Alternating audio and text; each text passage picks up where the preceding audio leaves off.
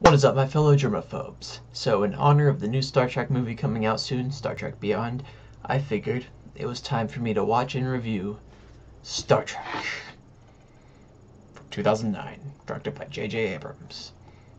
So, this was actually my first time watching it, and I decided to review this before I watch Into Darkness, so I don't get them all confused and jumbled in my head. So without further ado, let's begin. This will be spoiler free, and this will just be a quick video because there's really not much to talk about. Alright, so, lens flares. Let me just get that out of the way. There are a lot in this movie.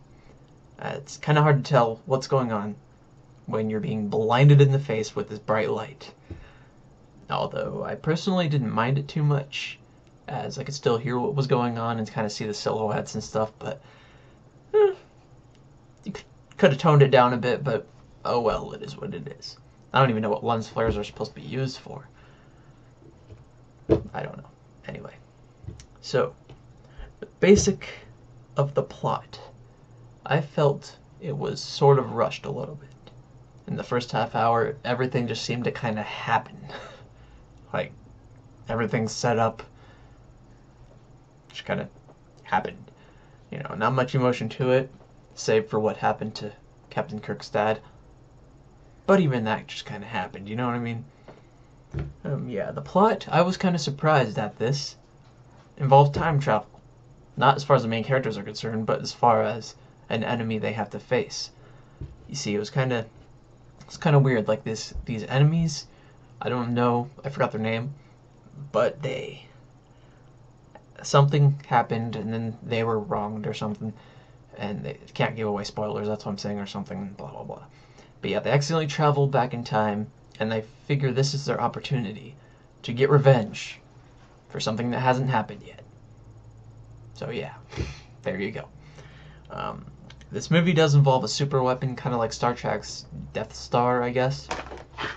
As you can see there, it is basically this giant floating drill. Or not floating, they extend it down from their ship or whatever.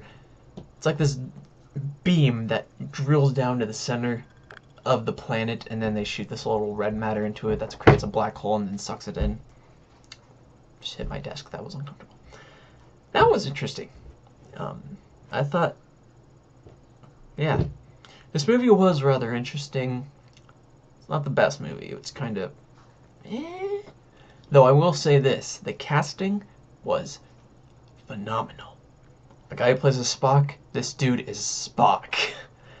And Captain Kirk looks so much like his father. Like, oh my gosh.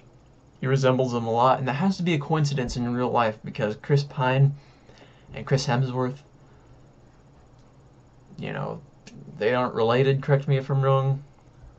So I found that interesting, that they look related. Pretty cool. And weird to think about how Chris Hemsworth, the guy who plays as Captain Kirk's father, plays as Thor, who dates this one woman, I forgot what her name is, I always forget her name, Jade Foster, I think, played by Natalie Portman, who played as Padme in the Star Wars movies, who was the mother of Luke. So Luke's mom dated Captain Kirk's dad. That was a meme online, by the way. So yeah, correct me if I'm wrong, but this movie takes place in the same canon as the older shows, only it's back in time. It's kind of like a prequel, but since time travel was involved, it's like this new timeline is being set. It's all wiggly-wimey, timey-wimey stuff. So yeah, really not much to talk about. This review sucks, I know. There's really not much I can think of. A little too much action for a Star Trek movie, I thought. But I personally liked it.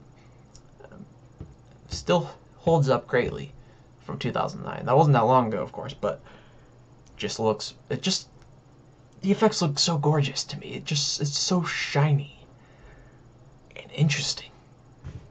Yeah. There is really not much to talk about here, folks. Final verdict, I would have to say this movie is but I personally enjoyed it. Kind of like a guilty pleasure, kind of like how I like the Star Wars prequels and Batman v Superman.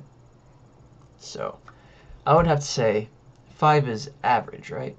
And since this is average and I personally enjoyed it, I'm going to have to give it a 6 out of 10 phasers. 6 out of 10 phasers. Beat me up, Scotty. So what did you guys think of this movie? If you have seen it yet, comment below. I am super excited for Beyond.